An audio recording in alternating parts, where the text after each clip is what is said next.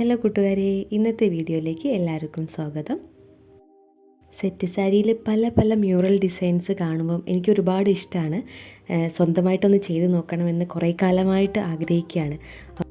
ഇത്തവണത്തെ വിഷുവിന് എന്തെങ്കിലും ഒന്ന് സ്പെഷ്യലായിട്ട് ചെയ്യണമെന്ന് ഓർത്തിരിക്കുമ്പോഴാണ് മ്യൂറൽ ഡിസൈനിങ് ചെയ്താലോ എന്ന് ആലോചിച്ചത്. ഞാൻ ഇതുവരെ അങ്ങനെ പെയിൻറ്റിങ് ഒന്നും ചെയ്ത് നോക്കിയിട്ടില്ല. കുട്ടിക്കാലത്ത് ചെയ്ത ഓർമ്മകൾ മാത്രമേ ഉള്ളൂ. അപ്പോൾ ഹസ്ബൻഡ് നന്നായിട്ട് വരയ്ക്കും, പെയിൻറ്റിംഗ് ഒക്കെ ചെയ്യും. അപ്പോൾ ആളെ കൊണ്ട് ഞാൻ ഒരു ടെംപ്ലേറ്റ് ഉണ്ടാക്കിപ്പിച്ചു. എന്നിട്ടത് സ്കെച്ച് എടുത്തിട്ട് നമുക്ക് വരയ്ക്കാൻ പറ്റും. അങ്ങനെയാണ് ഞാൻ ഈ മ്യൂറൽ പെയിൻറ്റ് ചെയ്തിരിക്കുന്നത്. ടെംപ്ലേറ്റൊക്കെ റെഡിയാക്കിയതിന് ശേഷം ഒരു ടേബിളിൻ്റെ മുകളിൽ നമുക്ക് നമ്മുടെ സെറ്റ് മുണ്ടിലാണ് ഞാൻ ഇത്തവണ ചെയ്തിരിക്കുന്നത്. സെറ്റ് മുണ്ടും നന്നായിട്ട് വിരിച്ച് വെക്കുക. എവിടെയാണോ നമുക്ക് ഡിസൈൻ ചെയ്യേണ്ടതെന്നുള്ളത് ക്ലിയറായിട്ട് മനസ്സിലാക്കിയതിന് ശേഷം വേണം ചെയ്യാൻ. ഞാൻ പോകുന്ന ഡിസൈന് ആ ടെംപ്ലേറ്റ് നല്ല ഡാർക്ക് ബോർഡേഴ്സായിട്ട് വരച്ചെടുക്കുക. അത് നമുക്ക് നമ്മുടെ സെറ്റ് സാരിയുടെ അടിയിൽ വെച്ച് കഴിഞ്ഞാൽ ക്ലിയറായിട്ട് കാണാനും ട്രേസ് ചെയ്യാനും പറ്റും. നിങ്ങൾക്ക് കാണാൻ കഴിയുന്നില്ലേ? അത് നന്നായിട്ട് നിഴലടിച്ച് നമുക്ക് കാണാൻ പറ്റുന്നുണ്ട്. അപ്പോൾ നമുക്കിത് വരച്ചെടുക്കാം, ഓരോന്നോരോന്നായിട്ട് വരച്ചെടുക്കാം.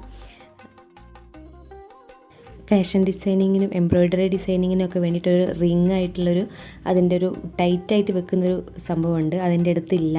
അതുകൊണ്ട് തന്നെ ഞാൻ രണ്ട് സൈഡിലും കുറച്ച് വെയിറ്റൊക്കെ വെച്ചിട്ടാണ് ചെയ്തിട്ടുണ്ടായിരുന്നത്.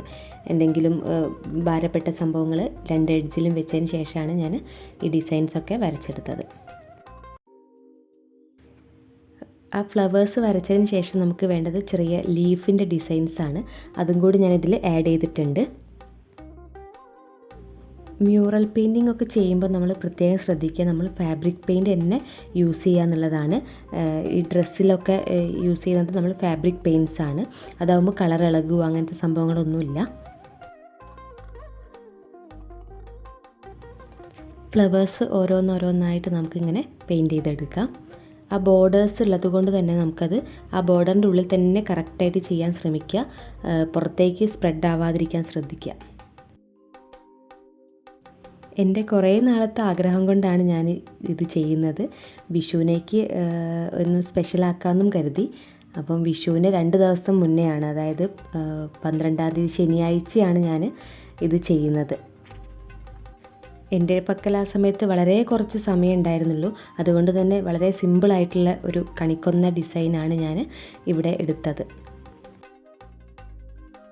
ആദ്യമായി ചെയ്യുന്നതിൻ്റെ ടെൻഷൻ ഒരുപാടുണ്ടായിരുന്നു. എന്നെ ഹസ്ബൻഡ് ഒരുപാട് ഹെൽപ്പ് ചെയ്തിട്ടുണ്ട് ആ ലീഫ് ഡിസൈൻസൊക്കെ വരയ്ക്കാൻ വേണ്ടിയിട്ട്.